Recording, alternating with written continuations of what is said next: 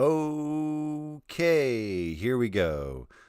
In the last episode, we explored the Nether Fortress and got all the loot we needed and worked on the tree farm. And we were getting ready to go on an adventure. And as you can see, I didn't get far. I started out on the boat trip with a nice empty inventory, like we were talking about. And I remembered that I had found a mine shaft deep underground when I was mining a few days ago, and had also run out of bag space, but had left a lot of resources down there. And so I'd kind of gotten lost, and I had just dug up. Sometimes, when you're caving, you can't find your way back to the way you got in. I had followed this mine shaft. It was a big maze down there, and had just sort of dug a stairway up. And so I went back down and got all kinds of good stuff. You can see in my bag, I got 2 stacks of iron, a whole bunch of coal, cobwebs, and yeah, just kind of got lost again, and then ended up digging another stairway up again. And just coincidentally, you can see all the cobble that's left over from me digging up. Had full bag, so I couldn't pick that up, but coincidentally just happened to dig right into the first staircase that I had dug up. Kind of a random little chance. But yeah, today I am going to actually follow through and do some exploring, go sail out into the icebergs, and hope I don't get run aground on one of them and sink. I think I'll be okay. But yeah, going to explore and fill in the map and see what I can find out there. So looking forward to that, and I will take you with me. Okay, but before we go, I wanted to empty out my bags, which I did, as you can see. And the other thing I thought to bring with me is a book and quill, so I can write down interesting locations that I find and write the coordinates down, so that if I want to, I could make a nether portal that will take me there quickly and easily. Or if I want to go back there in the overworld, I can do that as well. The other thing I wanted to do was get a better chest plate, because this leather that I picked up off of maybe out of a treasure, protection 3, sure, why not? Okay, yeah, that's a little better. I picked that up out of a treasure chest, I think, and I won't need the lapis, but everything else I think I have that I need. One thing I'm going to do is I'm going to put my fortune pick inside my ender chest, and then I will have my silk touch with me, and I can pick that up and have my fortune pick tucked away in there. I'm going to be carrying the ender chest with me for additional storage, and the fortune pick, I can just pick things up in silk touch for now, and then as needed I can fortune things. But I think that, without further ado, I keep talking about it, but yeah, let's get on the ocean, as they say, not on the road. But yeah, we're gonna head southeast. Going to be kind of a trick dodging these icebergs a bit, and the polar bears are friendly as long as they don't have babies near them, and if you get near them with their cubs, apparently they will attack you. But other than that, they are just cool, and they'll come and swim with you for a little bit. But yeah, just filling in the map, and we'll see what I see. It's just a lot of icebergs so far. It's kind of a little bit of a maze. Kind of fun, but I'll bring you back if I find anything, when I find something cool. Hey, I found something cool. These icebergs, they're all very cool, right? Because they're ice, they're cool. I'll stop.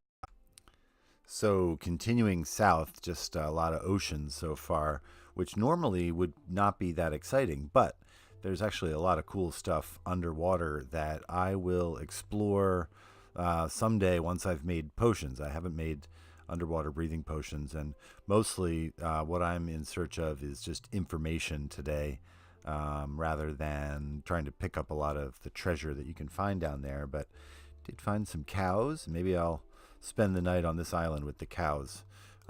They should be friendly enough. Let me get my bed out. I always like to fall asleep with a sunset view, and we'll continue off in the morning. There we go.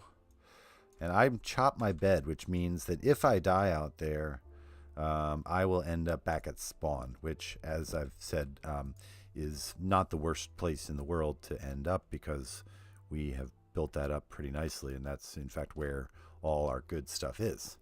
So yeah, but hopefully we won't have to worry about that. Oh, see, you have to check your map every now and then, make sure that you're going in the right direction. When I'm exploring, I like to go kind of in a grid pattern, you know, rather than do a big wiggly line going out into the middle of the map. I kind of like to do it in stripes. Eventually I want to fill in the whole map, and doing it systematically this way I think is just a little simpler, even if it's not as interesting, being able to kind of go, ooh, what's over that over there?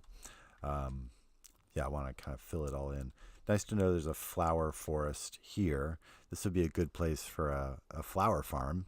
Maybe I'll note the coordinates of this place here. Where are we?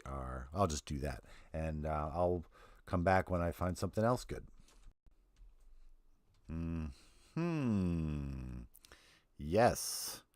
Here in the distance, a mushroom island. That's kind of cool. Okay. Whole bunch of mushroom.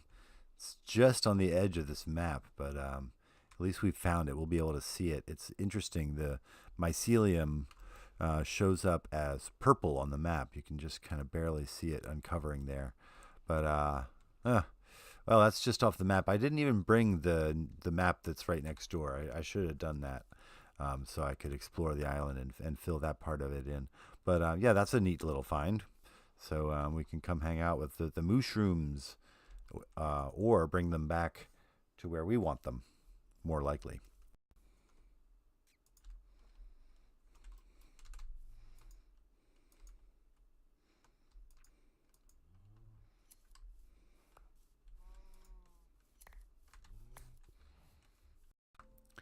This is definitely something I was looking for. One of the reasons I brought shears with me, so I could collect a bunch of wool while I was out there. I need to make kind of a bed for each location, so I don't have to keep kind of carrying a bed with me and just hoping that I don't die. And I'll probably be able to find sheep closer to my main base than where we are now. But still, I think you get more wool from them if you shear them. Yes, yeah, I think I got 3 from that, whereas if you harvest them, if you will, with a sword, I think you just get maybe 1. I do have looting 3 now on that. Oh, nope, just still looting 2. Yeah, but yeah, that's one of the things I have found. I haven't gone too much farther, but starting to hit mainland, so I think I'm gonna pick the boat up and start going overland, and maybe I'll start planting a few beds here and there. Now that I have a little bit of a stockpile of wool, I won't have to keep breaking my bed every night. Of course, I'm sort of at the stage where I could get through the night with a bow pretty well. The only thing is the phantoms. I'm still not kind of used to them. I need to just fight a few of them and get used to it, and they'll just be end up being another mob that's not too difficult to defeat, kind of like the rest of them. Oh, and here's a dark oak forest, one of the other things that I was looking for. So I'm going to hang out here, chop down a bunch of trees, and wait for the saplings to fall. Dark oak is, I think, the hardest tree to farm extra saplings for. Yeah, I think that's probably true. So I'll spend a little time here and hopefully collect. You have to plant them in sets of 4. So if I want to be able to plant 4 trees, I need 4 sets of 4. There's some math for you. How many do I need for 4 sets of 4? Ready? Go. Haha. So this is a pretty cool spot. This is just past where I was chopping down those dark oak trees. But sort of walked through the forest here.